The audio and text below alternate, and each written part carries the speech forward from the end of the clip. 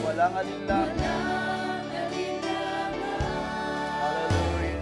Isang pusong tinitibok na ika'y pangalan. Hallelujah. It's our prayer, Lord. Hallelujah. Ikaw lamang aming tataas sa gabing ito, Diyos. Hallelujah. Yes, yes. One more time, pusong dalisay. Dalisay.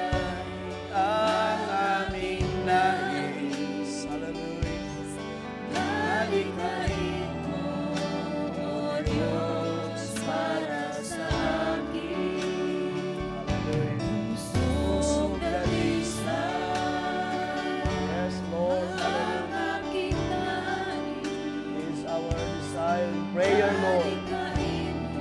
Hallelujah. Mangyari ang iyong salita, O Diyos, sa iyong kalooban. Isang pusong tapat na sa'yo'y nagmamahal. Yes, Lord. Hallelujah. Sa'yo walang alinlangan. Isang pusong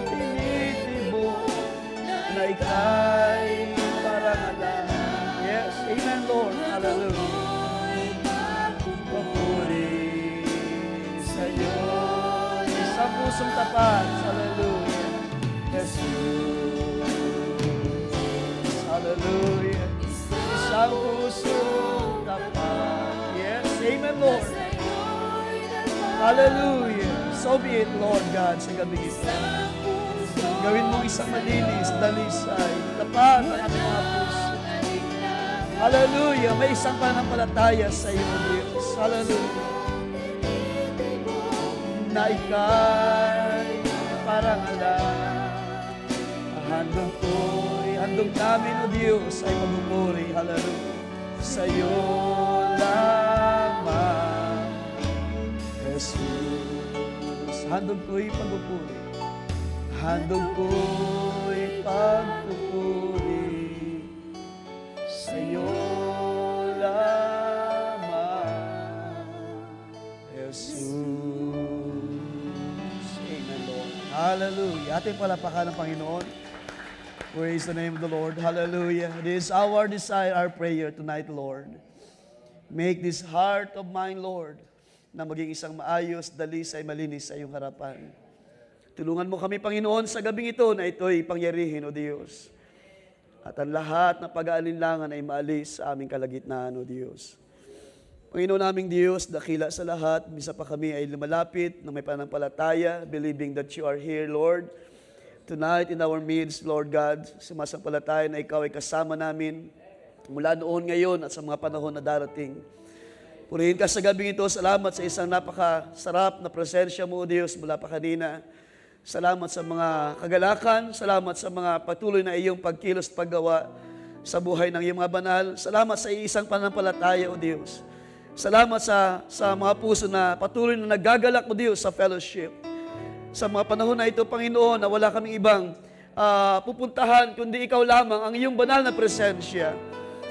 Kami ay paroroon, O Diyos, katulad ng aming narinig na awit. Kami ay paparoon sa iyong bahay dalanginan, Panginoon. Dahil kami nabubuhay sa uling mga araw na mga tao ay walang pananampalataya, lumalakad sa kadiliman, malayo sa iyong kalooban, O Diyos. Kami ay paparoon sa iyo dahil nasa iyo ang buhay, O Diyos. Nasa iyo ang kagalakan, nasa iyo ang kapayapaan namin, Panginoon. Sa gabing ito, wala kaming ibang gagawin kundi itaas ang iyong dakilang pangalan. Patuloy ikaw ay maparangalan sa buhay namin, O Diyos. Patuloy na ikaw ay kumuha ng kadakilaan, kalwalhatian.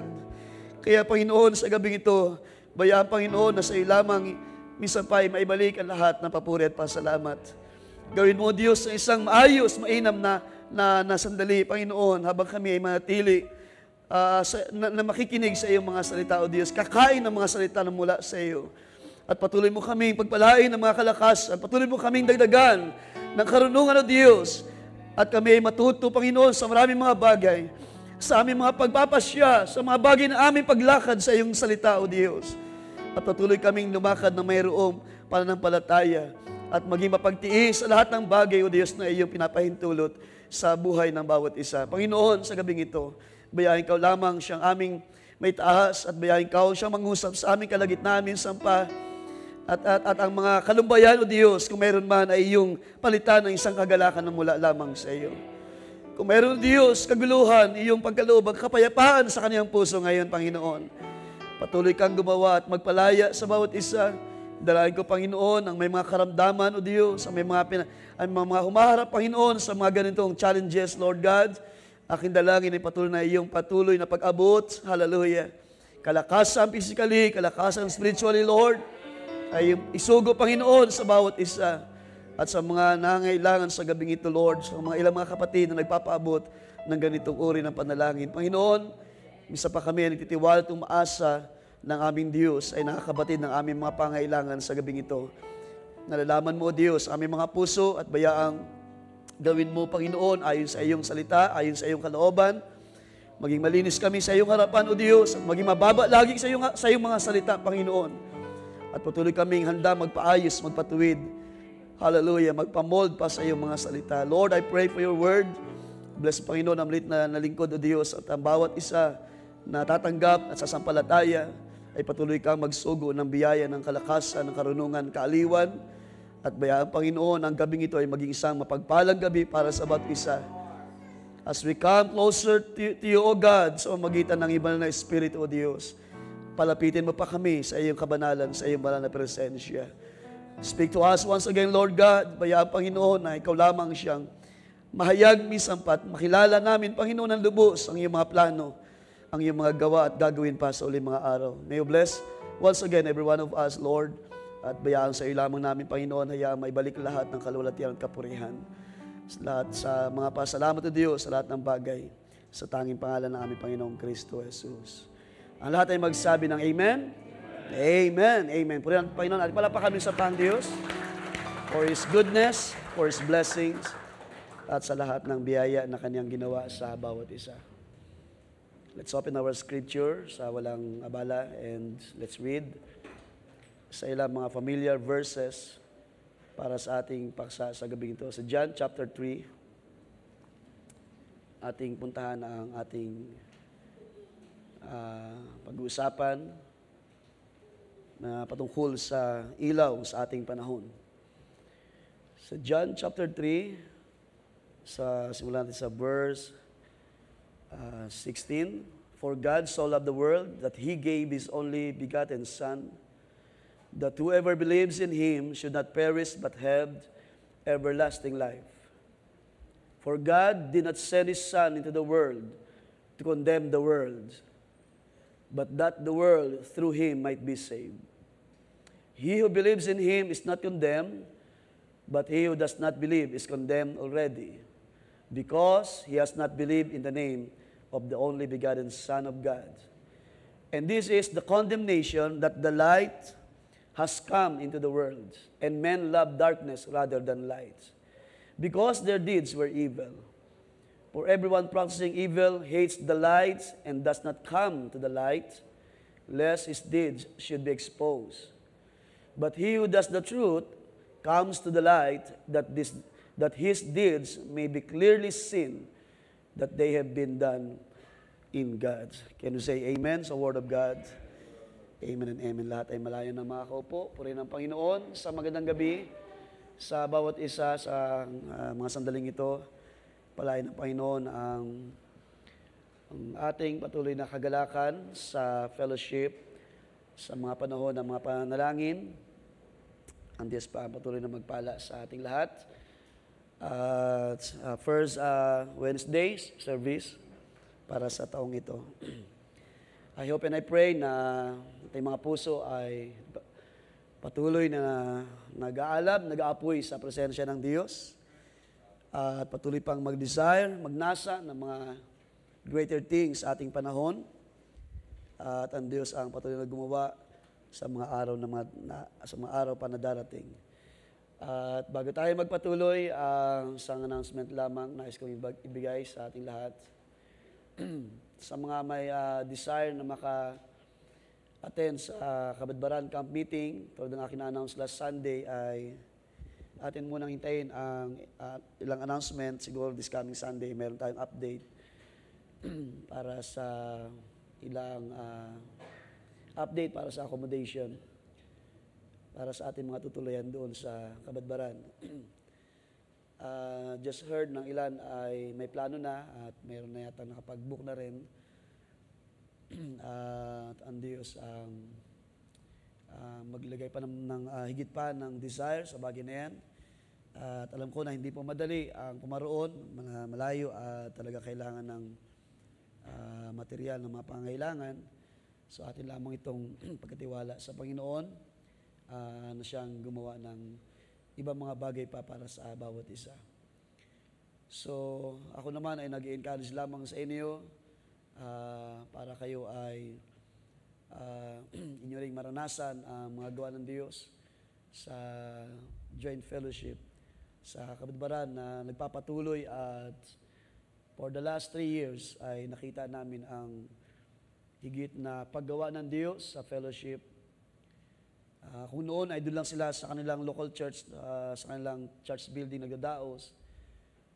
Pero for the last, I think 3 years na nakalipas, from 2022 hanggang last year ay doon sa isang malaking venue dahil marami na nga ang nakikibahagi sa fellowship. At bagamat kinuha na ng Panginoon ang Pastor Lito, pastor ng Church sa Kabadbaran, ay magpapatuloy ang gawain doon.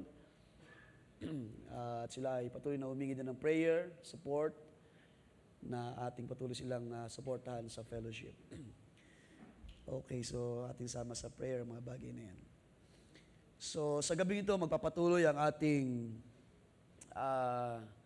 pagpasok sa salita ng Diyos, pagpasok sa kalooban ng Diyos at ang ganito mga fellowship ay nawa ay magpatuloy sa inyong mga buhay, sa inyong pananampalataya. At napakainam ng mensahe ng awit kanina na ako ay tutungo sa iyong bahay dalanginan. Because we know, alam natin sino ang nakakaalam, nakaunawa na walang ibang bagay na tayo gagawin sa uling mga araw kundi mamalagi sa presensya ng Diyos, mga kapatid.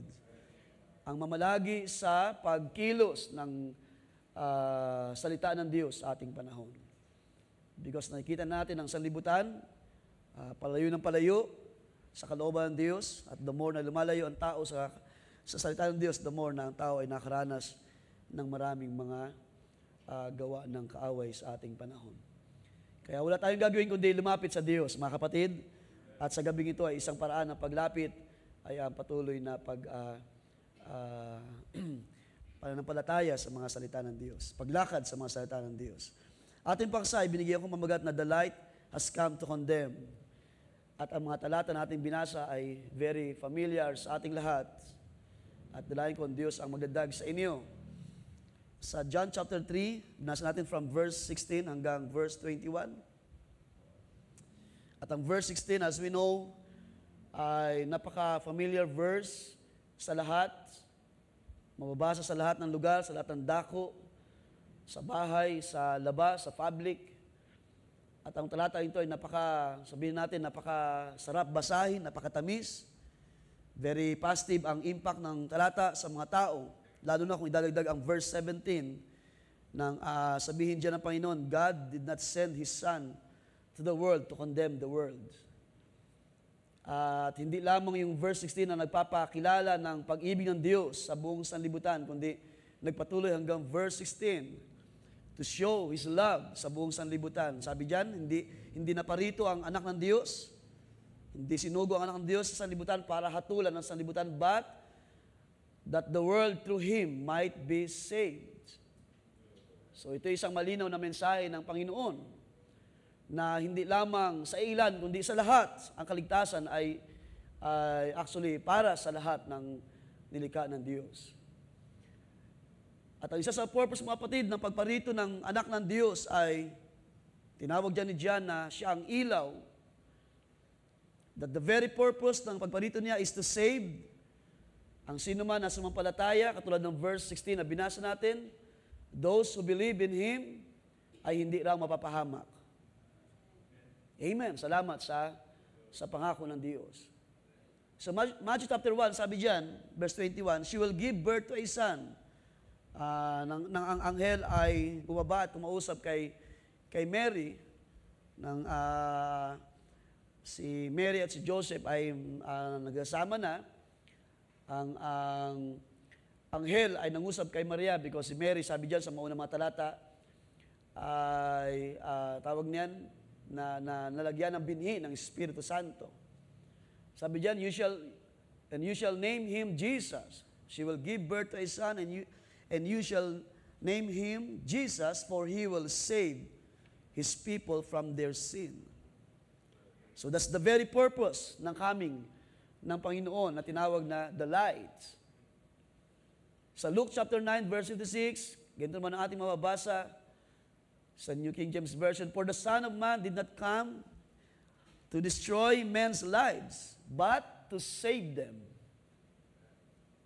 So napakasarap, napakatamis ng mga salita ng Panginoon. Ang anak ng tao ay hindi pumarito to destroy men's lives. Dahil sira na nga yung buhay ng tao, sisirain pa, no? So hindi yun ang very purpose ng pagparito ng Panginoon, but to save them. At isa lamang tayo sa mga nakaranas ng kaligtasan, mga kapatid. Isa tayo sa mga sira na iniligtas ng Diyos. Sira ang buhay, wasak ang buhay dahil sa kasalanan. Isa tayo sa nakapagtamo ng biyaya ng Diyos. As God says, as the Lord says, for God so loved the world. At lahat tayo ay bahagi ng sanlibutan ito, mga kapatid. Bago pa man tayo nakakita o nakalasap ng biyaya, ay isa tayo sa mga nabubuhay, kabilang sa mga bagay na ito. Pero purihin ng Panginoon sa gabing ito, sino ang pinalaya na ng anak ng tao? Pinalaya ng Panginoon. Ang pinalaya daw ng anak ng tao ay ganap ng pinalaya ng Diyos. Isang biyaya, isang napakatamis ng mga pangalan ng Panginoon when He was here on earth. At si John ay meron din siyang ipinakita the very purpose of the coming of the light sa sanlibutan. 1 John chapter 4, verse 14, sabi diyan, and we have seen and testified that the Father has sent the Son as Savior of the world. So that's how God shows His love. Ganun pinakita ng Diyos ang kanyang pag-ibig sa hindi lamang sa tao, kundi sa buong creation. Huwag niyong kalimutan, mga kapatid, na hindi lamang ang tao ang nag-i-enjoy ng blessing ng Diyos. Ang buong creation ay nag-i-enjoy sa blessing ng Diyos. Sa aklat ng mga awit, mababasa niyo doon na, I think sa 145, chapter 145 or 150, that the whole creation praises the Lord. Nabasa niyo na ba, mga kapatid? The whole creation, ang lahat ng likha ng Diyos, ang langit at lupa, ang mga bundok, ang mga puno, ang mga isda sa tubig, lahat ng hayop. Pero alam natin ang hayop ay hindi nakaranas ng kaligtasan. Ang hayop ay isang bahagi lamang sa mga creation ng Diyos na mababa sa ilalim ng kalagayan ng tao. Pero iba po ang kalagayan ng tao, mga kapatid. Dahil ang tao ay nilikha ng Diyos ayon sa wangis at larawan ng Diyos. At kung pag-uusapan ng pagliligtas, isa lamang tayo sa mga bahagi ng nakasumpong ng grace, ng biyaya, ng pagliligtas. At sino sa atin na nag-enjoy ng kaligtasan ng ginawa ng Diyos sa krus ng Kalbaryo? Through Christ our Lord.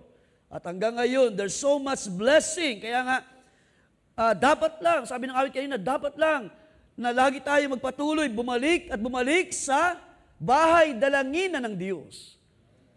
Because there is life. In God, there is life. In His Word, there is life. There is strength in His Word. Kapag kayo ay pabalik-balik, kapag kayo ay lumalapit sa liwanag, sa salita ng Diyos, mayroong kalakasan, mayroong pagtatagumpay. So this is how God shows His love. Siya ay, ang anak ng Diyos ay sinugo, ipinadala to save or to become the Savior of the world. Isang bahagi ng gawa ng Diyos na pinatibay o pinagtibay ng Panginoon nang siya ay naparito sa ibabaw ng lupa. Yet, pagdating sa mga sumusunod na talata, ay ating makikita that there are two conditions or may dalawang kalagayan na pinakita ang Panginoon pagdating sa verse 18. Ating balikan ng verse 18, John chapter 3. Dito ay pinakita ng Panginoon ang believer at ang hindi sumasampalataya. He who believes in Him is not condemned. Sino sa gabing ito ang sumampalataya? Sumampalataya, past tense, tapos na. He who believes in Him is not condemned, but he who does not believe is condemned already, because he has not believed in the name of the only begotten Son of God. Pagdating sa verse 18 ay binigyan ng pansin ng Panginoon ang dalawang bagay, ang mga sumampalataya at hindi sumasampalataya sa Diyos. Bagamat pinakita ni Jesus sa verse 16 that God so loved the world. Pinakita ng Panginoon na sino mang sumampalataya sa Kanya ay hindi mapapahamak kundi magkakaroon ng buhay na walang hanggan. But pagdating sa verse 18 ay malinaw na makikita natin na hindi lahat ay sumasampalataya sa sinugo ng Diyos. Hindi lahat ay makakakilala sa ginawa ng Diyos, sa pabor ng Diyos, sa pag-express ng pag-ibig ng Diyos through Christ. Well, in fact, even sa ating panahon, ay masyadong binaba ang Panginoon because they see Jesus as a mere man. Di ba? Lalo na yung INC sa ating panahon. At marami pa mga pagtuturo na hindi nila kinikilala na ang Diyos ay manifested in the Son. That God Himself manifested in the Son. That Jesus Himself, sabi pa minsan sa mga na-share ni Pastor Nonoy sa mga meeting namin, sa mga ministers meeting noon, sabi niya, kapag kayo ay sumasamba kay Kristo, kayo ay sumasamba sa Diyos. Nakuha niyo ba mga kapatid? Kapag kayo ay nagbibigay lugod sa Panginoon, kayo ay nagbigay lugod sa Diyos. Kapag kayo ay nagpasalamat kay Kristo, kayo ay nagpapasalamat sa Diyos. Kapag kayo nagbabalik papuri sa pangalan ng Panginoon, kayo ay nagbabalik papuri sa Diyos.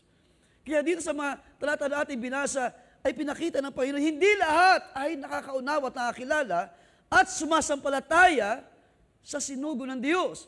Kaya sabi diyan, yung hindi sumampalataya, sabi niya, he who believes in Him, in that light, is not condemned. But he who does not believe is condemned already. So, ibig sabihin lamang yan, meron nang inihahanda ang Diyos na paghatol sa mga tao na hindi sumasampalataya. Mayroon na nag-aabang na judgment sa mga tao. Meron nang isang nag-aantay na paghatol ng Diyos. Kaya dito ay pinapakita ng Panginoon sa mga alagad, kausap niya ang mga alagad sa mga panahon na yan, na ganitong kalagayan ng mga tao, may mga sumasampalataya o may mga sasampalataya sa anak ng Diyos at may mga hindi sasampalataya, yet mapalad ang mga sumasampalataya. Sa gabing ito, mapalad kayo na sumampalataya sa Panginoon. Diba? Sabi kanina, nabanggit ni Brother Buboy kanina, bagamat hindi natin nakita in the flesh, yet you believe, sabi ng Panginoon, o sabi I think ni John, bagamat hindi natin siya nakita, yet we believe in Him. Yung mga nakita sa Panginoon ay hindi sumampalataya sa panahon niya. Maraming mga sumunod sa Panginoon, but later on, tumalig at umalis sa panampalataya. Ang naiwan lamang ay ilan, 12 hanggang sa umakyat ang Panginoon sa kalwalatian ng Diyos. 120 souls nag-start, nagpasimula ang mga unang Kristiyano. Yet marami nang nakarinig ng mga pangaral ng Panginoon, but they did not believe. At hanggang sa ating panahon, the same ay ganun pa rin ang nangyari, kahit gaanong karami na ang masyado nang expose ang Scripture. Nandyan sa online, nandyan sa mga gadget, nandyan sa maraming mga websites. At ang mga tao, they're so just amazed sa mga salita na matamis ng Panginoon. For God so loved the world that He gave His only Son. Pero kapag pupuntahan ang mga sunod ng mga salita ng Panginoon, ay nagpapasimulang ang tao ay na-expose. Because sa mga talata na binasa natin sa verse 18, ay pinakita ng Panginoon na mayroon talagang dalawang uri ng tao. Ang isa ay sumasampalataya, ang isa ay hindi sumasampalataya. Pero sabi diyan, who believes in Him, sa gabi ito, sino ang sumasampalataya sa Panginoon? Ay hindi mapapahamak but have everlasting life. 1 Timothy chapter 1, punta natin, verse 15. Ang ating paksa is about the light that has come to condemn. The light has come to condemn. Ating titingnan, bakit ganun ang sinabi ng Panginoon? 1 Timothy chapter 1, sabi diyan, verse 15, it is, yun na lamang sundan sa inyong mga Tagalog, it is a trustworthy statement, deserving full acceptance that Christ Jesus came into the world to save sinners. So that's clear, mga kapatid, yan ang napakalinaw na scripture. Naparito ang Panginoon sa libutan to save sinners. And we are one of them. Sino sa gabing ito? We are one of them. Tayo ay mga dating mga makasalanan na kinahabagan ng Diyos, nilinis ng salita ng Diyos, itinayo ng Diyos na matibay, malakas sa gabing ito. Sino mga pinagpahal ng kalakasan for the last year? And we're expecting more. Nakalasap ng pagliligtas ng Diyos. Nalala ko last joint fellowship, I think nabanggit yan sa pangaral ni Pastor Joe, di ba? Na mayroon 3 uri ng pagliligtas na ginagawa ang Diyos.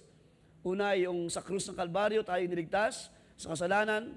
Ikalawa ay yung pagliligtas niya sa atin sa panahong kasalukuyan. Sino sa inyo ang nag-i-enjoy ng pagliligtas ng Panginoon, mga kapatid? Araw-araw marami ang napapahamak, di ba? Araw-araw maraming nahulog sa mga iba't ibang mga sakuna, mga tragedy. Sabi ko nga doon sa pangaral last Sunday, by the way, salamat sa biyaya ng Diyos, sa biyaya niya last Sunday afternoon, sa fellowship doon sa Baclaran.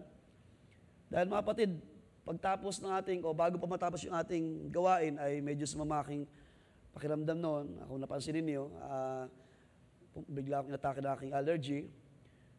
Kaya habang on the way kami doon, puntang Baclaran, talagang gano'n lang aking prayer. Na Panginoon, paano ako magsalita doon na inatake ako ng allergy, nag-runny nose at nag-hatching na. Habang pa-start ng gawain, nag-aawitan, talagang yung challenge nandun. 2 beses ako nagpunta ng CR para lamang i-blow, para isinga lahat. Preparing pag nag-preach na. Pero nandun talaga yung challenge, mga kapatid. Sabi ko, wala na akong magagawa, Panginoon. Mangyari ang iyong plano. Mangaral pa rin ako, tatayo pa rin ako, at ikaw na ang bahala. Pero while I am preaching sa harap ng mga kapatid, ay unti-unting naayos. At nawala, parang gano'n lamang, parang nawala na lamang, mga kapatid. Nawala ka naman nangyari. So, ibig sabihin, yung tema nga nila doon last Sunday sa fellowship nila is about honoring the Lord. Kapag pala ating ino-honor ang Diyos, kapag pala ating binibigyan daan ang Diyos ay laging may magagawa sa atin, mga kapatid. Ang pag-honor sa Diyos ay ang pagbibigay ng lubos na pagtiwala na may magagawa lagi ang Diyos. Huwag na tayong magtiwala sa ating mga kakayahan. Minsan, inilalagay talaga tayo ng Diyos sa isang sitwasyon para ipakita sa atin, meron lamang Diyos na magliligtas sa atin. Hallelujah. Tapos na tayo niligtas 2,000 years ago in the cross. Pero sa kasalukuyang panahon, nagliligtas pa rin ang Diyos sa maraming mga gawa ng kaaway. Pagbibigay kalakasan physical, kagalingan sa mga karamdaman. At in the near future, mayroon pa rin gagawin na pagliligtas ang Diyos. Mamaya, babasahin natin po natin lang mga bahagi. meron pa rin ginawa ang Diyos na biyaya to escape the judgment na darating sa uling mga araw. At ngayon, nandito tayo, patuloy tayong umaharap sa salita ng Diyos. Patuloy tayong tumatanggap ng pagtuturo sa Diyos. Patuloy tayong tumatanggap ng pag-aayos, pagmumolde sa magitan ng kanyang salita. At ito'y paraan ng Diyos para higit pa nating enjoy ang mga gawa ng Diyos sa ating panahon. Ating tuloy sa 1 Timothy, sabi dyan, verse 15, chapter 1, among whom, sabi ni Pablo, I am the chief, I am foremost. O siya daw yung pinakaulo ng isa sa mga makasalanan sa panahon na yan.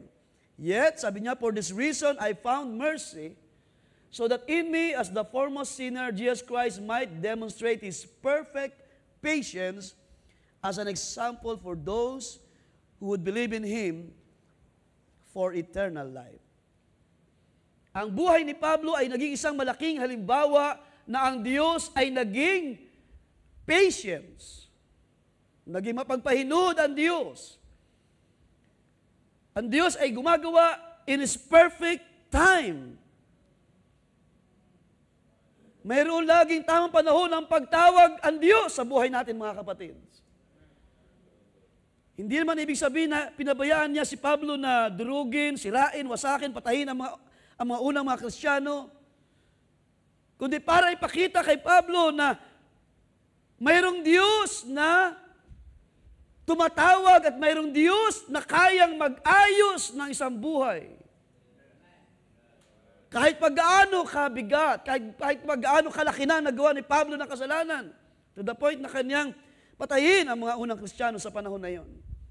Pero ang tawagin si Pablo, sabi niya, though I am a chief of the sinners, yet ang pagtawag na ginawa ng Diyos sa buhay na ay para magbigay ng isang malaking halimbawa para i-demonstrate ng Diyos how the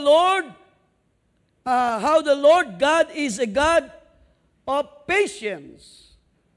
Na meron siyang tamang panahon para ipahayag at ipakita sa lahat na ang sino mang sasampalataya sa Diyos sa magitan ni Jesus ay mayroong biyaya ang Diyos na ipagkakalob sa kanya na kaligtasan. At hindi lang basta kaligtasan, but ang sabi dyan, to those who believe in Him for eternal life. So si Pablo ay naging isang malaking halimbawa ng paggawa ng Diyos o pagtawag ng Diyos. And because si Pablo ay sumampalataya, he believed in the Son of God. Actually, marami siya pangarap patungkol sa pagka-Diyos ni Kristo. He believed in the Son of God. Siya mismo ay nakaranas na isang makasalanan was transported from death unto life, from curse into blessing. Nang ang Panginoon ay nayag sa laman at maganap niya ang purpose ng pagliligtas sa buhay ng mga tao, nasasampalataya sa Kanya, isa si Pablo at isa tayo sa tumanggap ng pagliligtas ng Diyos. 2,000 years ago, nang isugo ng Diyos ang Kanyang bugtong na anak, and you believe in Him, tayo ay tumanggap ng buhay na walang hanggan. Sino sa inyo sumasampalataya sa gabing ito? That you already had the light of God. Kaya nga sabi ni Pablo, kung ang Diyos ay nasa atin, sino ang lalaban sa atin? Kaya doon sa mga talata na binasa natin sa John chapter 3,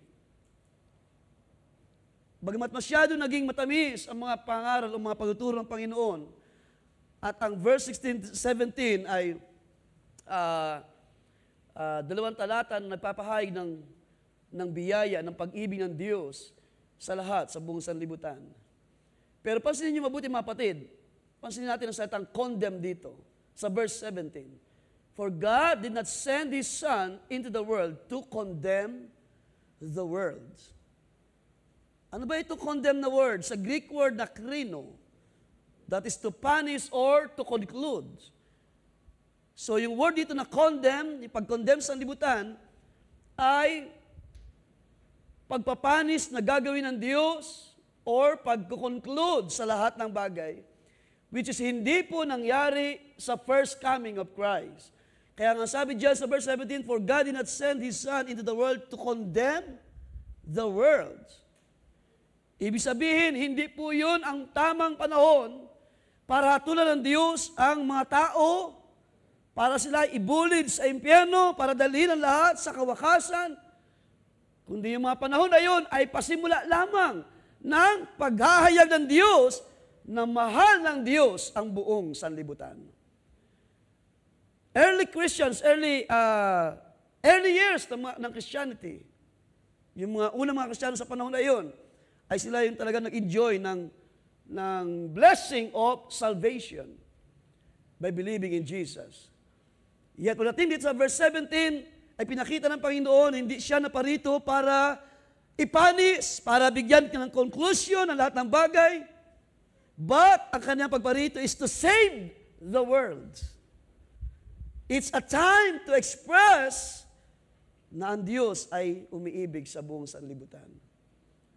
Gayun pa man mga kapatid, kailangan natin tingnan din ang isang bahagi o isang layunin ng pagparito ng anak ng Diyos.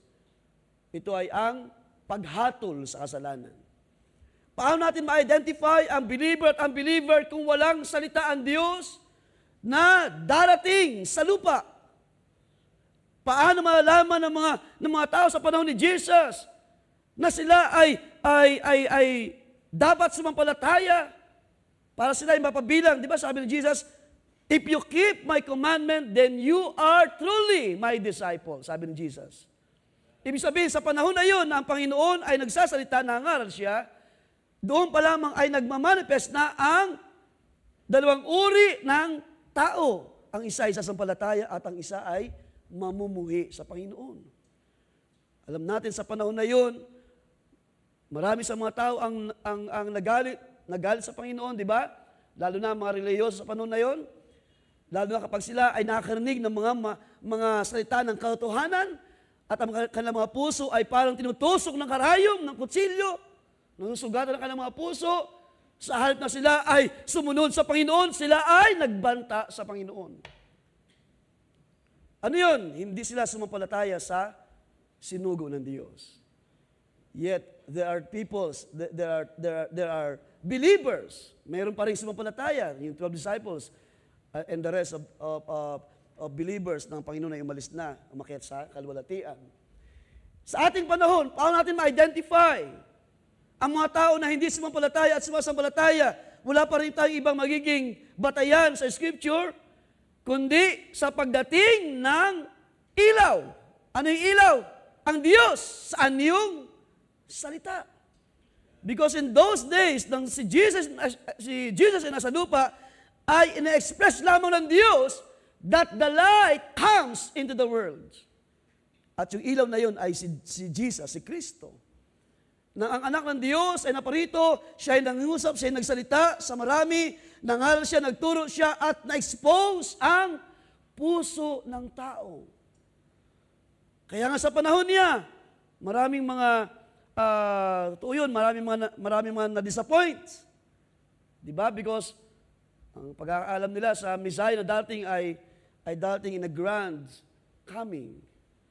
Pero na ang Messiah dumating sa isang simpleng sabsaban, hindi na-miss nila ang ilaw, ang liwanag na ito. At hindi sila sumampalataya, hindi sila sumunod, hindi sila kumilala sa biyaya ng Diyos sa panahon na yan. Pero sabi ng ating pinag-usapan, the light has come. I hope inyo nasusundan. Ang sabi ni Jesus, God sent His Son not to condemn. So yung word na condemn is to punish or to conclude. Pero pagdating sa verse 19, sabi diyan, ang anak ng Diyos ay dumating na mayroong condemnation. The Son of God, who is the light of the world, ay dumating, sabi sa verse 19, this is the condemnation that the light has come into the world. The light has come to condemn the world. Sa unang bahagi, sinabi ni Jesus, hindi ako naparito para hatulan kayo. Pero sa isang bahagi, ang anak ng Diyos ay naparito to condemn the world. At yung condemn doon ay hindi to punish or to conclude, but para sila ay kondinahin sa kanilang mga kasalanan. Verse 19, balikan natin. And this is the condemnation, that the light has come to the world. And that is Jesus. Maganda rin pansinin mga kapatid, the word come ay may ibig sabihin na to appear or to bring. The light comes. Dumating ang ilaw to appear or to bring the truth in those days. Dumating ang ilaw, nahayag, nag-appear ang biyaya ng Diyos na mayroong dadalang word of truth sa kanilang panahon. Pero hindi, ang marami, majority ay hindi sumampalataya. Kaunti lamang ang sumumpalataya sa Panginoon.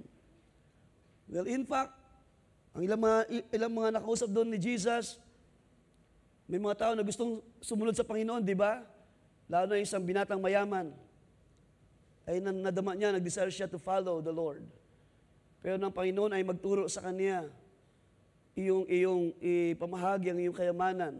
Dahil ang tao na yun ay sobrang yaman sa material na bagay.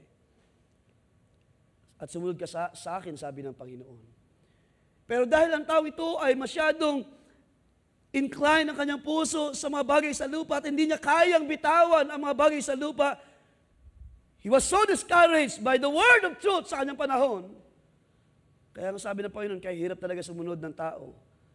Kaya hirap makapasok ng tao sa kaharian ng Diyos ng isang taong mayaman. Mayaman kasi nagmamayari ng lahat ng bagay and it's so hard for them para iwan ang mga bagay na ito. Pero I will tell you mga kapatid, sa gabi ito by the grace of God, nagawa natin iwan ng maraming mga bagay because tinanggap natin ang tama na pahid ng Espiritu ng Diyos.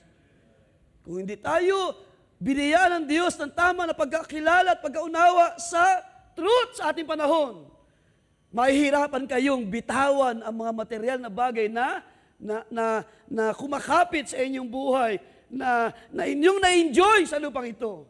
Pero sa biyaya ng Diyos, nagawa nating ilapagan lahat sa paanan ng Panginoon at sabihin, Panginoon, I will follow you. Ako ay susunod at sasampalataya sa iyo. Come means to appear or to bring the truth. At yan ang nangyari nang pumarito ang anak ng Diyos para ipakita ang katotohanan. At sabi ni Jesus, kapag iyong tinanggap ang katotohanan, ikaw ay palalayain ng katotohanan. You shall know the truth, and the truth shall set you free. Kung bakit ang mga tao ay hirap makalaya sa maraming mga bagay dahil hindi nila kayang yakapin ang katotohanan. Ang gusto lang nila ay ang God so loved the world.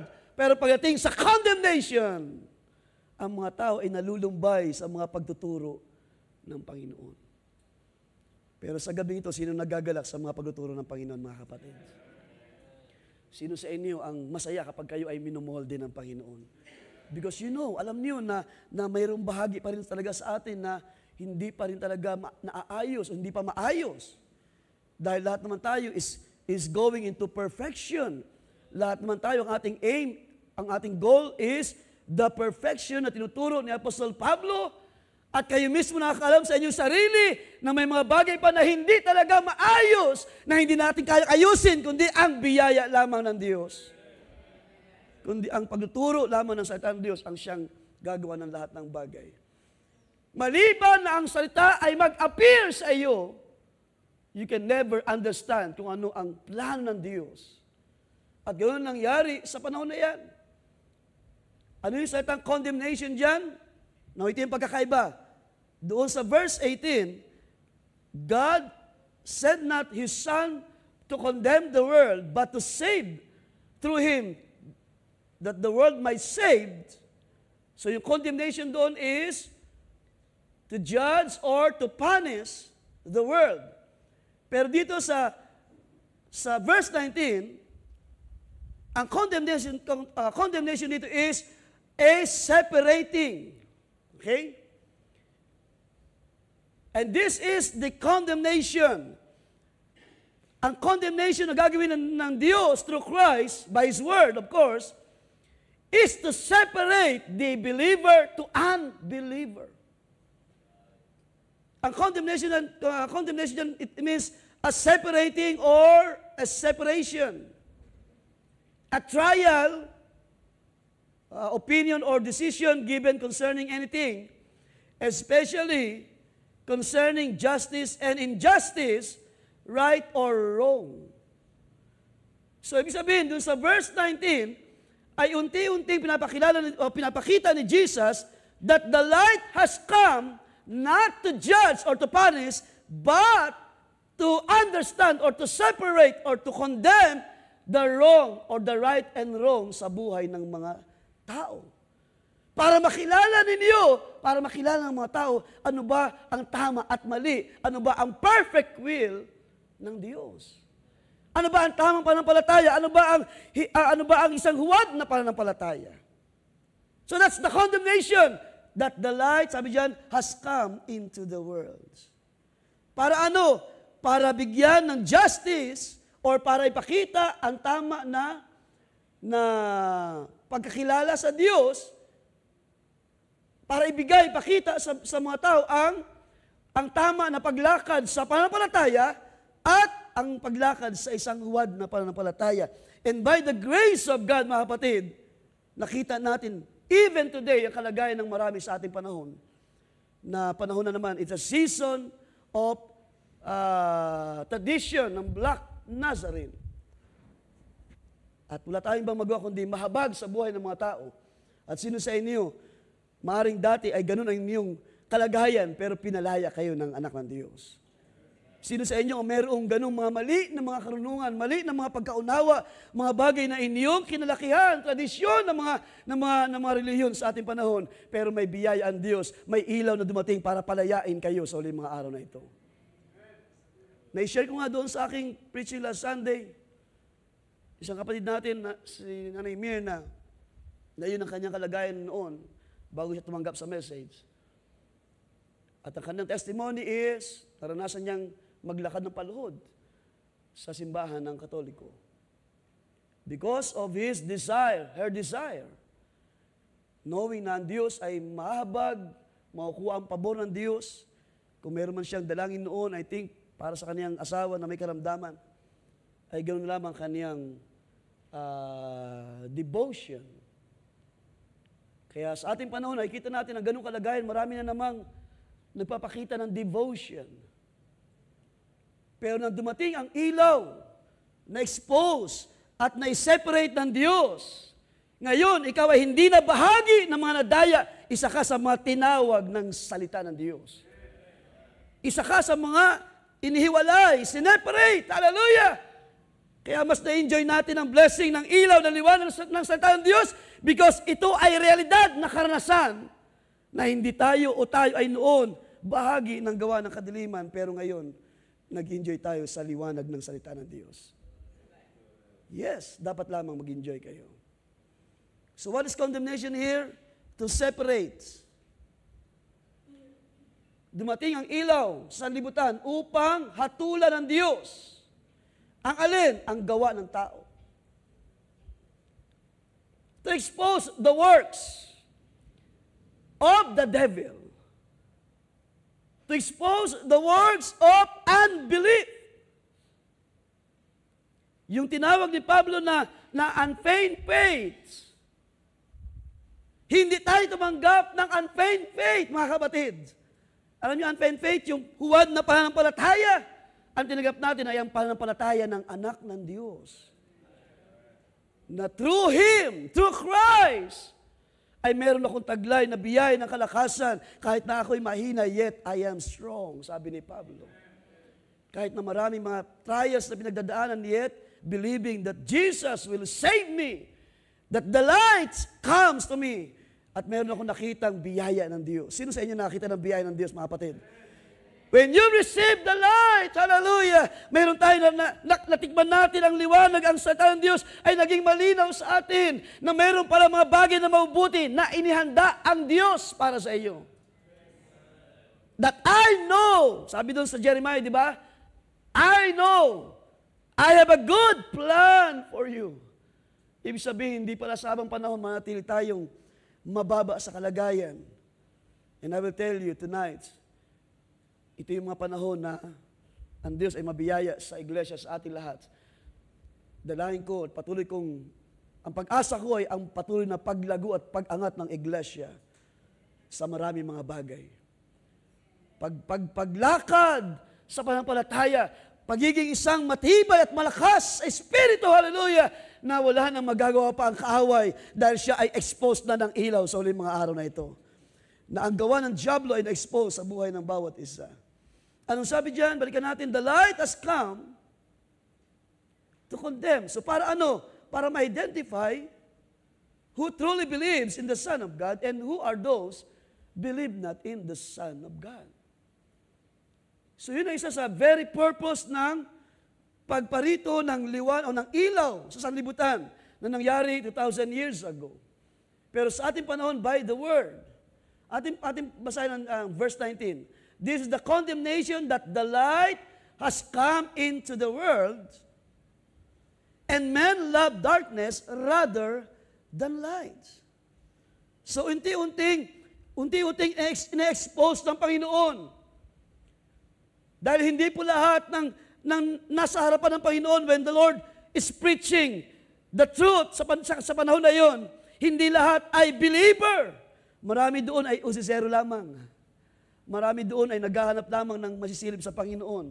Marami doon ay sabi ng Panginoon, alam ko kung bakit nandito kayo. Dahil kayo ay nakakain kahapon, di ba? Na pinakain yung 5,000 ng mga kalakihan, kasama ng mga bata marahil doon. Alam ko kung bakit kayo nandito. Sabi ng Panginoon, because kayo ay nakatikim ng blessing. Well, dalangin ko sa gabi ito, now it is not because you are blessed by material blessing. It is because nandito tayo dahil meron tayong tinanggap na pahid na mula sa Diyos. Because we receive the light that comes into the world na nag-identify ng iyong pananampalataya na hindi pala isang huwad na pananampalataya ang tinanggap mo, kundi isang tiyak na pananampalataya. Yes, amen, Lord. Isang pag-asa, isang tiyak na pananampalataya. So that's the condemnation to expose the works of the devil sa buhay ng mga tao. To expose those who love the Lord and those who love. Because dahil lamang sa mga material na bagay. Naglilingkod sa Diyos because dahil lamang pinagpala ng maraming mga bagay. Dahil nakakarating sa iba't ibang mga dako, dahil nakaparoon ay ikot ang buong sanlibutan. Alam niyo ba, ang isang bagay na napansin ko mga kapatid, no? In my personal opinion sa aking, at least, lahat man tayo nasabaybayan ang karera ni Manny Pacquiao, di ba? Isa sa mga ginagalang, kinikilala na atleta sa ating panahon. Pero nang siya ay nagpahayag that he is a Christian, believing that he is a Christian, yet, ang buhay ng pamilya, di ba? Makikita niyo naman yung profile niyan sa mga news. And you know, isa sa akin napansin, that his wife is so proud sa lahat ng mga material na tinanggap, knowing that believing that this is the will of the Lord. That this is the light na ginawa ng Diyos sa buhay nila. Pero alam natin na yun ay mga bagay lamang na panlupa. Hindi iyon ang magdadala sa kanila sa kaligtasan sa Diyos. Alam natin na ang langit lupa ay lilipas, pero ang salita ay hindi lilipas. Without the lights of the world, without the truth sa buhay natin, hindi natin kayang itaas ang ating mga sarili sa harapan ng Diyos. Kahit gaano tayo nagkamkam ng kayamanan sa lupa. Ang sabi ng scripture, sabi ni David sa kanyang awit, sa panahon ng kabagabagan, ang kayamanan ng tao ay walang magagawang tulong para sa kanya. Kung hindi ang Diyos, papanaog at magsusugo ng ilaw. The light has come into the world. Nagpasimulang ma-separate, makondena ang mga tao, maturuan ang mga tao na mayroon palang dilim at mayroon palang liwanag. That there is darkness, that there is light na kailangang lakaran ng mga tao. Pero sabi diyan, nang dumating ang ilaw, ang mga tao ay mas inibig ang kadiliman rather than light. Because their deeds were evil. So ito ang na-miss ng mga tao sa panahon ni Jesus and even in our days. Na ang mga tao ay nag-akala kahit man siguro tayo sa mga panahon na tayo ay nagbabasa ng salita ng Diyos, outside sa truth, kapag binabasa natin ang John 3:16, we're so blessed. At maraming mga tao sa ating panahon, kapag binabasa ang John 3:16, they're so blessed. Emotionally blessed. But there's no real, genuine experience pagdating sa condemnation ng salita ng Diyos. Because marami sa ating panahon, kapag tinuruan mo na, ay hindi na kayang tanggapin at sampalatayanan. Marami ng pangangatwiran ang tao. At maaaring ganoon din tayo noon, but by the grace of God, inalis ng Diyos ang ating mga sariling pangangatwiran.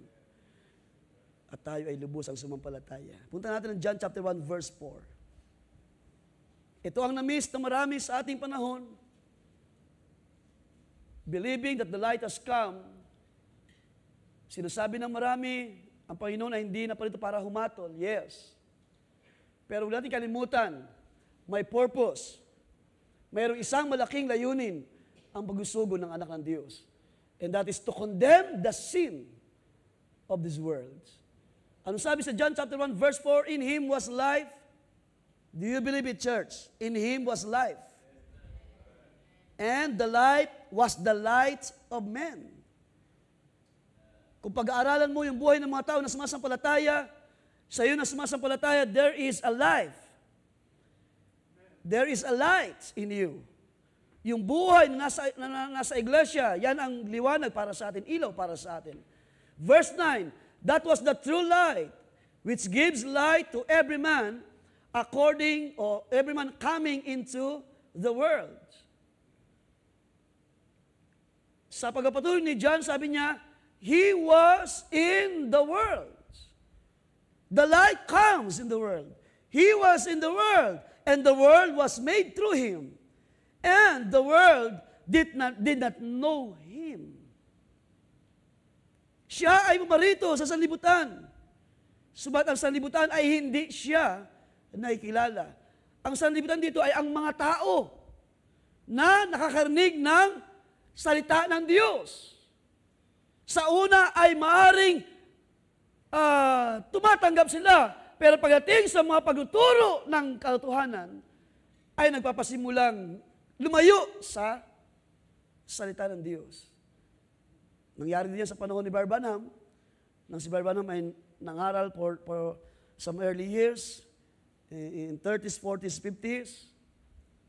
Pinangaral niya ang pagkaligtasan, pinangaral niya ang maraming mga bagay, at maraming naging supporter ng mga iba't ibang mga churches denomination. Pero nangaral na siya ng mga doctrine of Christ, nangaral na siya ng pagtuturo ng serpent seed, ng original sin, at ng mga bagay pa na magsa-separate sa believer and unbeliever. Sa panahon na yun ay na-expose ang mga totoong sumasampalataya sa Diyos. At marami ang nag-withdraw ng mga support because hindi nila matanggap ang truth sa panahon na yun. Ganun na nangyari dito. Sabi niyan, the world did not know Him. He came to His own, and even Israel, ang mga Hudyo, He came to His own, and His own did not receive Him. Pero ang ating magandang pansinin dyan is, He was in the world. The light has come in the world, not to judge the world, not to condemn the world, but to expose or to bring the truth into the world. Para ipakita sa atin, ano ba ang tamang pananampalataya? Ano ba ang tamang pagsamba sa Diyos? Sino ba ang dapat sambahin na Diyos? Ng mga apostol na paroon sa lugar ng, ng Creta ba yun? Ng Crete? Ay nadatnan ni Pablo at ng mga kasama niya na may mga tao doon na sumasamba. At ang sabi doon sa nakasulat, sa Diyos na hindi namin nakikilala. Yes, that's the desire of the hearts of man to worship, to serve the Lord. Yet may mga panahon na minsan ay hindi mo talaga alam o kilala pa ang Diyos sa kanyang kalooban, sa kanyang kadakilaan. Pero may ilaw, may salita na dumarating. At nang sabihin ni Pablo, aking papakilala sa inyo ang Diyos na inyong sinasamba. At doon nagpasimulang, yun yung panahon na naging abundance or lumaganap ang gospel. And those who believe in Christ was saved sa mga panahon na yun. Anong sabi dyan? Balikan natin. Sabi dyan, the lights, sabi dyan, that He was in the world. So yung ilaw na ito, nang dumating sa sanlibutan, ang salita ng Diyos ay nag-appear. Okay? Wala naman ibang daladala si Kristo ng salita, kundi salita ng Diyos. Di ba? Wala naman siya daladala, sabi niya, hindi nga niya ipinapakilala ang kanyang sarili, kundi ang kanyang daladala ay ang Diyos na nananahan sa kanya. Sabi niya, kung hindi kayo sumasampalataya sa akin, sampalatayanin niyo yung aking ginagawa. Di ba sabi niya? Dahil ang aking magagawa ay ito'y gawa ng Diyos. Ito ay sa Diyos. Ito ay sa aking Ama sa langit. So sabi diyan, men love darkness rather than lights. Nang ang ilaw ay dumating sa libutan, ano ang nakita ng mga tao? Ang salita ng Diyos ay nag-appear o nahayag. Ibig sabihin, ang truth ay nag-appear or nakilala or nahayag. At ang katotohanan ang siyang nag-separate. Naglagay ng pagkakakilanlan sa mga tunay at hindi tunay na mananampalataya. At alam niyo ba, kahit sa ating panahon, ito pa rin ang ating absolute. At sa magitan nito, dito makikilala kung sino sa atin ang yung mayroong pag-awit na Panginoon. Ano sabi ng kanina? Dalisayin mo ang aking puso. Make this heart a pure heart. Sino sa inyong mayroong ganyang dalangin hanggang sa mga gabing ito?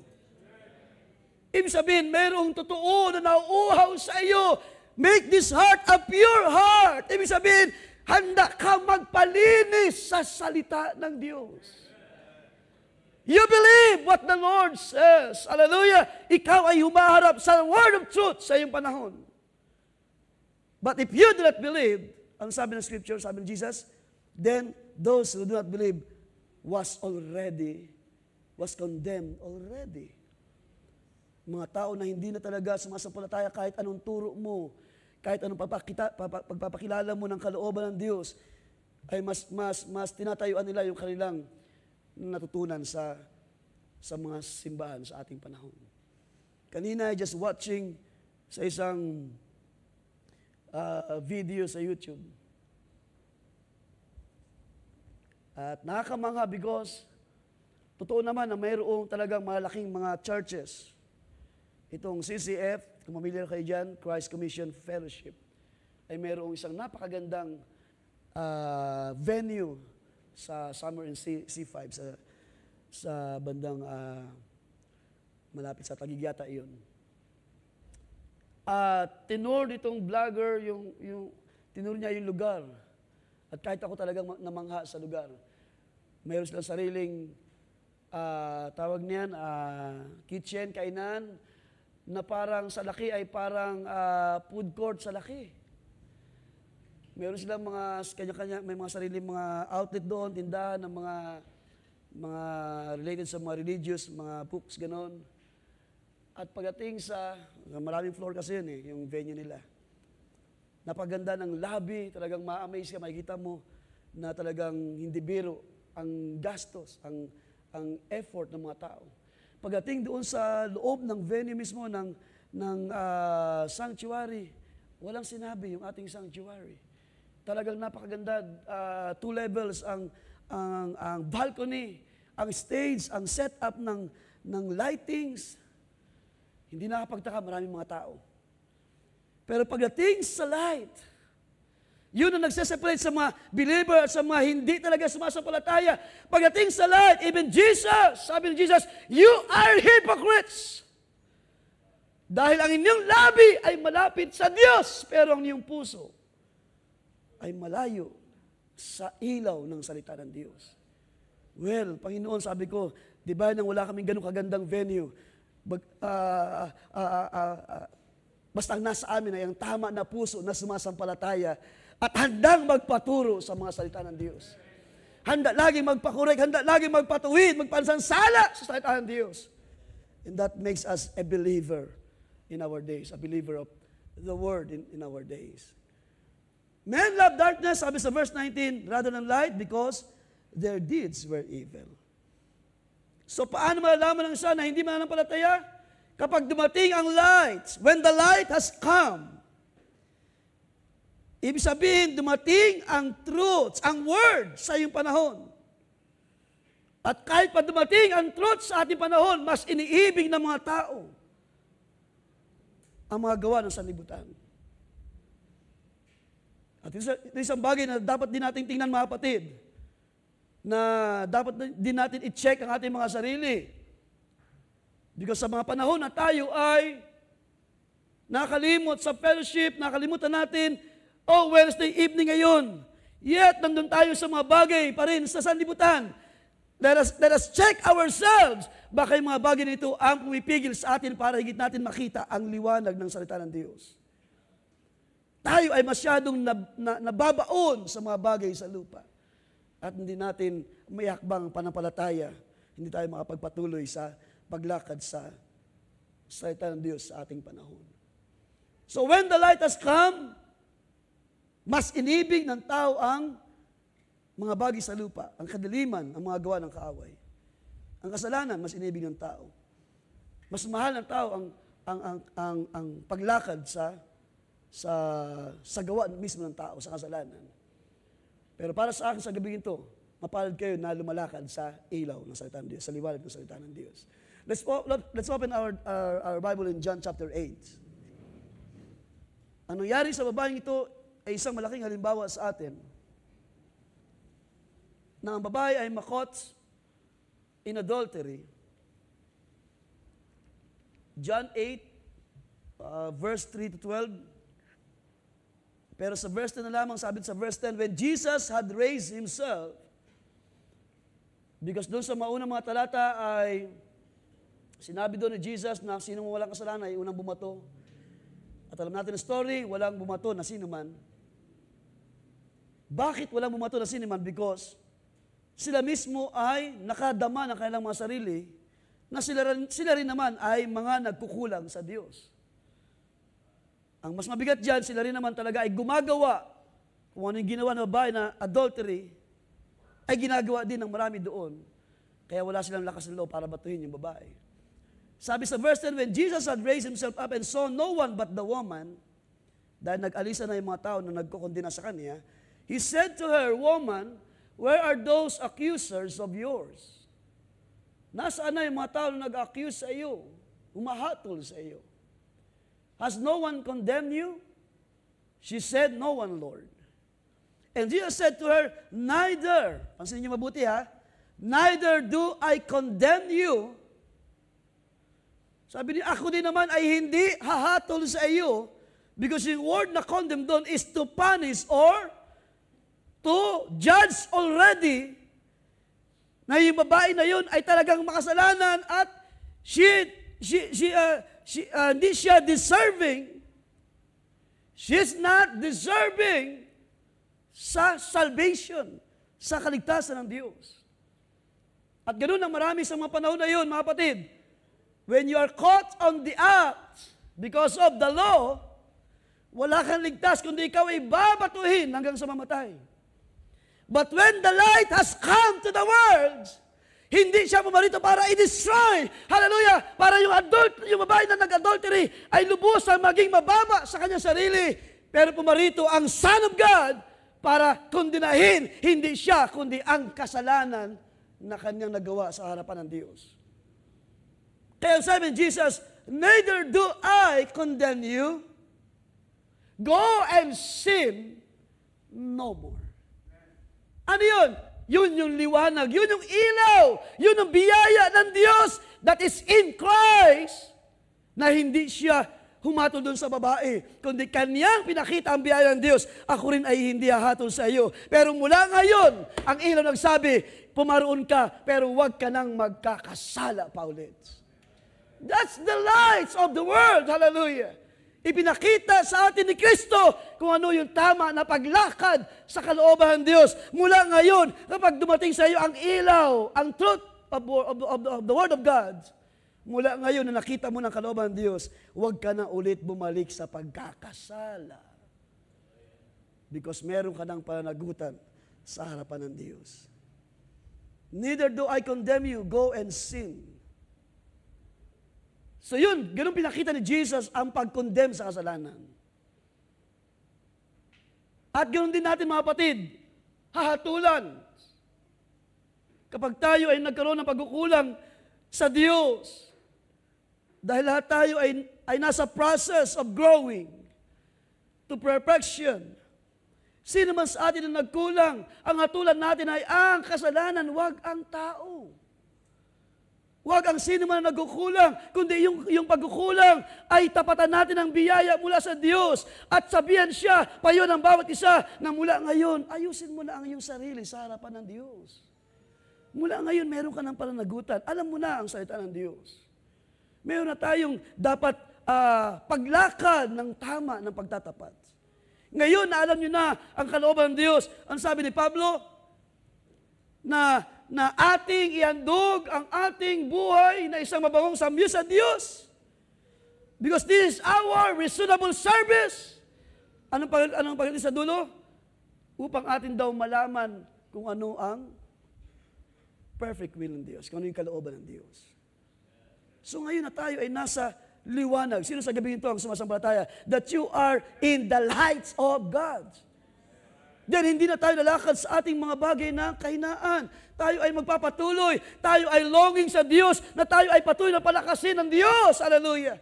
At bigyan ng kalakasan to overcome evil para magtagumpay sa mga gawa ng kasalanan sa ating panahon. Go and sin no more. Humayo ka at huwag, sabi dyan, huwag ka nang magkasala. So ganun pinakita ni Jesus. Ganun ni Jesus inatulan ang mali sa panahon na yun, in particular doon sa babae. Kapag tayo ay mayroong ganung mga karanasan, mga kapatid, no, not in the sense yung mismong nagawa ng babae, o anumang mga pagkukulang sa Diyos, ang liwanag, ang salita ng Diyos ay dumating sa atin. Sino sa inyo sumasampalataya, ang Diyos ay nangungusap pa rin sa ating kalagitnaan. That this church, whatever it takes, ang iglesia ito ay dadali ng Diyos sa kasakdalan sa uling mga araw na ito. Ano man ang mangyari ngayon, bukas, sa mga bagay na darating.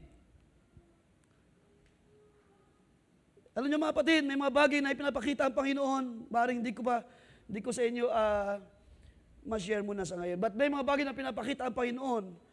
Mga bagay na maaring mangyari in the future. At tinitinan ko na lamang na ito ay maaring paghahanda ng Diyos. O sa akin personally, at sa iglesia. Preparing us, hoping, kahit anong mangyari ay meron tayong tiyak na pananampalataya na tinanggap, that we are living in the lights of the Word of the truth sa huling mga araw na ito. Whatever it takes, the church will continue in fellowship, in thanksgiving, in breaking of bread, hallelujah, at pagkakatipon, panalangin, pagluhod sa Diyos. Sabi ng awit kanina, ako'y paparoon sa bahay dalanginan para hingin ang iyong habag at awa at para hingin ang tulong mo, Diyos, na ako ay iyo pang palakasin. Na ako pa iyong itayong malakas at matibay sa pananampalataya. That's how the light came to our lives, mga kapatid. Kapag atin nakita na ang salita ng Diyos, go and sin no more. Kapag tayo nagkulang, maging mababa ang puso, sabi ni Santiago, na confess your fault, your sin sa bawat isa, at ang Diyos ay handa laging magpatawad sa atin. Go and sin no more. Huwag na tayong mag-dwell, huwag na tayong mamalagi sa mga bagay na kahinaan ng laman. Because sabi dyan, atin tuloy sa verse 12, Then Jesus spoke to them again saying, I am the light. I am the light of the world. Nakita na ba natin ang light na yan, mga kapatid, sa ating panahon? Wala yata akong kausap. Nakita na ba ninyo ang ilaw na yan sa ating panahon? Na-divide o na-separate na ang true church sa mga hindi talaga tunay na mga iglesia sa ating panahon by the word of truth. When the light has come sa panahon ng prophet sa ating panahon. Kaya nga meron siyang preaching na why we are not a denomination. So marami na siya inilatag ng mga teaching, ng mga pagtuturo kung ano ang tunay na iglesia, kung sino ang nobya ni Kristo sa uling mga araw. Ang sabi ng prophet, hindi siya tawag niyan, hindi siya compromiser na nobya sa uling mga araw. The church, the bride, is a believer of the word of God. Wala siyang pinipili na salita ng Diyos. I am the light of the world. He who follows me, sabi diyan, shall not walk in darkness, but have the lights of life. Nang dumating sa iyo ang ilaw, pinakita ng Diyos, hindi ka na dadaan sa kadiliman. Anong sabi sa mga awit? Ang iyong salita ang siyang ilaw. Your word is a lamp unto my feet and a light unto my path. Nang dumating ang word of truth in our days, hindi na tayo naakay ng dyablo para lumakad sa kadiliman. Iba na ang umaakay sa iyo ngayon, ang liwanag ng salita ng Diyos. Nung ikaw ay nasa kadiliman pa, of course, ang lakad mo ay lakad ng sanlibutan. Pero nung ikaw ay kunin ng Diyos by His Word, by the light, ang lakad mo ay paglakad sa kalwalatian ng Diyos. Paglakad sa katotohanan ng salita ng Diyos. And therefore, sa uling mga araw, sa araw na yun, kung mayroon kayong pananampalataya sa gabing ito, na meron ng ginawa ang Panginoon para matakasan natin ang judgment na darating. Di ba? Sabi doon, those who believe in Him should not perish, but have eternal life.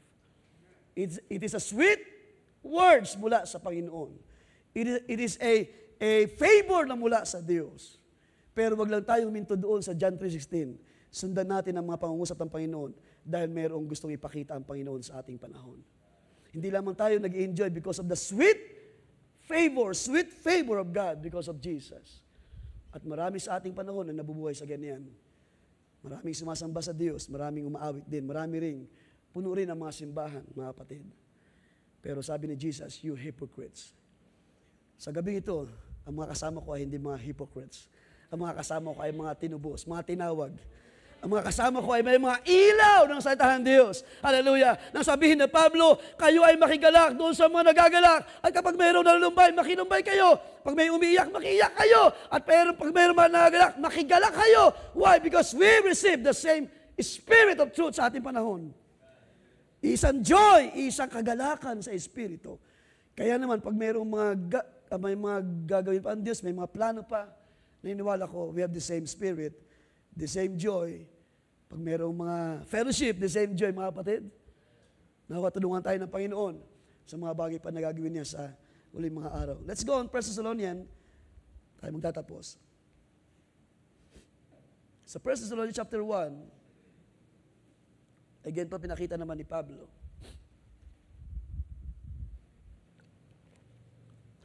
Verse 1. Now, as to the periods and times, brothers and sisters, you have no need of anything to be written to you, for you yourselves know full well that the day of the Lord is coming just like a thief in the night. So, hindi na bago sa atin ang mga talatang ito. While they are saying peace and safety, then sudden destruction will come upon them, like labor pains upon a pregnant woman. At ang sabi dyan ng Panginoon kay Pablo, and they will not escape. Kailan yun? Sa araw ng Panginoon. Marami dyan, mga sinners. But you, sabi dyan, brothers and sisters, are not in darkness. Is that truth, mga kapatid, sa gabi ito? Wala tayo sa kadiliman. You are not in darkness so that the day would so that the day, yung araw na yun, would overtake you like a thief. So bakit hindi na tayo aabot doon sa araw ng Panginoon ng galit, ng kanyang pag-judge sa mga makasalanan? Because, sabi diyan, for you are all sons of light and sons of day. We are not of night nor of darkness. By the grace of God, by the light that has come in the church, into your life, ikaw ngayon ay naging malinaw ngayon sa iyo, mas naunawaan mo na ngayon na ikaw ay hindi pala sa kadiliman, but you are in the light. You're all sons of light and sons of day. 1 John chapter 1 verse 5, ating tingnan.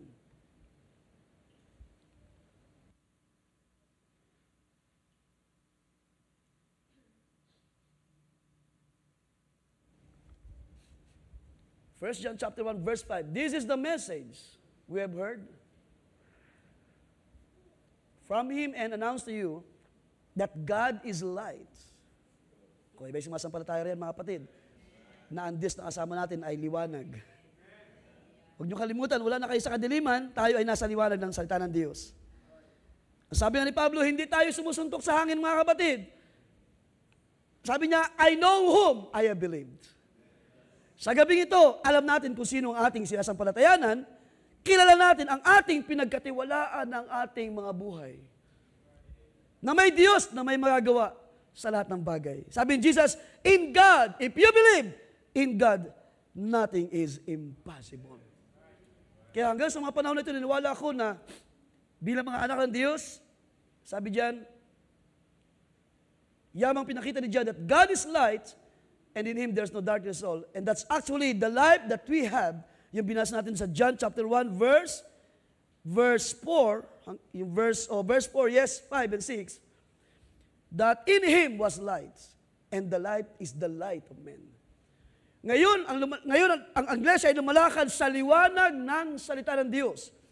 Kahit gaano kadilim ang description na pinakita ng prophet sa ating panahon, gaano na kadilim, napakaunti ng liwanag doon sa kanyang illustration sa panahon ng Laodicea. Pero kahit gaano kalawak ang kadiliman, yet merong liwanag na natatanaw. At yung liwanag na yun ang mga, masabi ko na yun ang mga liwanag na tinanggap ng mga anak ng Diyos. Ibig sabihin, minority sa panahon ito. Kakaunti lamang ang mga tunay talaga na sumasampalataya at lumalakad sa word of truth. Pero sabi ng salita sa binasa natin, hindi tayo mga anak ng kadiliman, but you are the sons of light. Kaya kung babalikan natin ang verse 19 sa ating teksto, konti na lamang, tapusin ko lang ito. Oras ay 8:40. This is the condemnation that the light has come into the world, and men love darkness rather than light, because their deeds were evil. For everyone, verse 20, for everyone practicing or do evil hates the light, and does not come to the light, lest his deeds should be exposed. So ang isa pang bagay na dapat tingnan natin, mga kapatid, bago tayo magtapos, nang dumating ang ilaw, which is Jesus Christ, hindi lamang na-expose ang darkness o ang kasalanan, kundi na-expose din yung mga tao na takot sa liwanag ng salita ng Diyos. Ang sabi natin binasa, hindi sila makalapit. Sabi diyan, mas inibig na ang liwanag because their deeds were evil. The light had exposed the evil deeds. But when the light comes to you, ano na-expose? Ang sabi diyan, ang mga gumagawa ng truths, that everyone, sabi diyan, sa verse 21, but he who does the truth, nasaan ang mga gumagawa ng truth sa huling mga araw na ito? Those who live in the truth comes to the light, that your works may be clearly seen that they have been done in God. Ang isa pang ginawa ng light sa buhay natin ay para maging malinaw sa atin na ang ating mga ginagawa, ito ay gawa ng Diyos. Ito ay gawa ng salita ng Diyos. Hindi ito sa atin, ito ay biyaya ng salita ng Diyos. And that's why sa ating panahon, niniwala ko na ito yung panahon na patuloy ang Diyos na ungusap sa iglesia. Ang sabi nga one time, kung mayroong 10 na maliligtas, isiksik mo na yung sarili mo doon. Ilan tayo sa gabi ito? More than 100 or less than 100? 50? More than 60? Then I believe so. Kung ang Diyos ay, kung ang Panginoon ay babalik ngayon, then I'm one of them. Sino sa gabi ito makapagsabi ng bagay na yan? I am the Son of Light. Hallelujah! At ako ay lumalakad, hindi sa kadiliman, kundi sa liwanag ng salita ng Diyos. Ating palapakan ng mga kapatid for His Word. Lahat tayo magsitayo at tayo ay magpasalamat sa Panginoon sa Kaniyang biyaya sa gabing ito. Let's bow our head for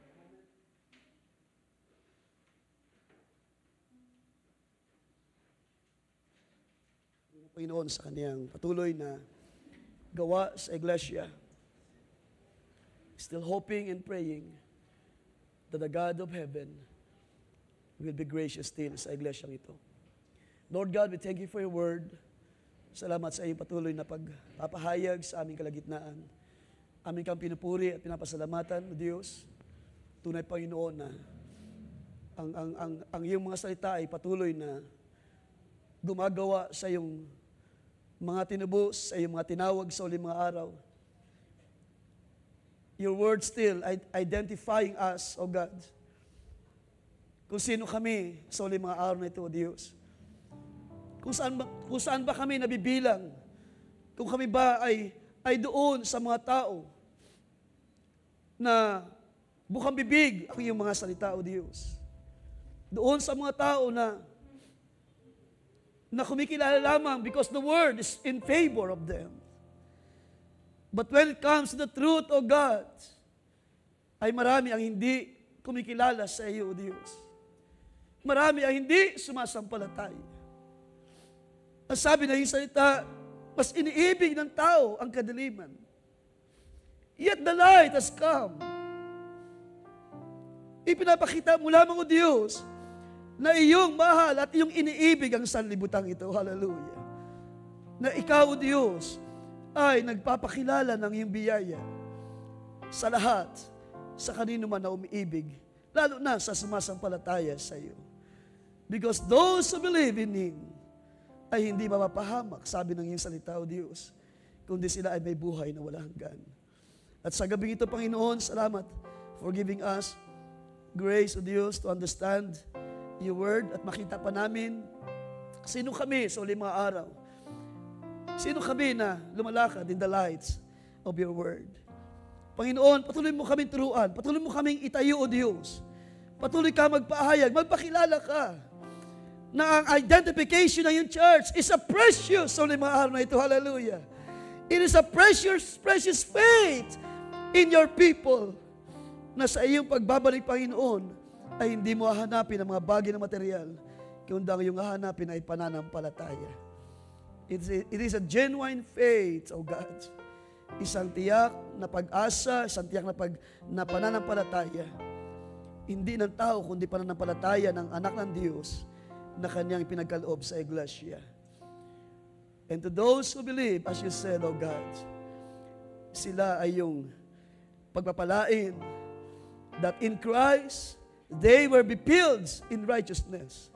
That in Christ, sila ay pupunuin mo ng mga dakilang mga bagay. Sila ay paranasin mo ng mga dakilang bagay. Sila ay palalakarin mo sa iyong masaganang biyaya, O Diyos. Kahit gaano man kadilim ang sanlibutan ito, ikaw ay patuloy na gumagawa at nagpapahayag sa iyong iglesia. Lord God, salamat, O Diyos, na ang fellowship ay gumagawa at nagpapatuloy pa rin sa uling mga araw, that our hearts still ay nagagalak, Panginoon, having this fellowship sa ilalim ng iyong mga salita. Pagpalain ka, pagpalain ang iyong mga salita. Bless the church, O God, at lahat ng ito ay bayaan sa iyo lamang may balik, kapurihan, kalwalatian. And we thank you for the light, O God. Salamat sa iyong mga salita. In Jesus Christ's name we pray. Everybody say amen, amen. Ating palapakan ng Panginoon.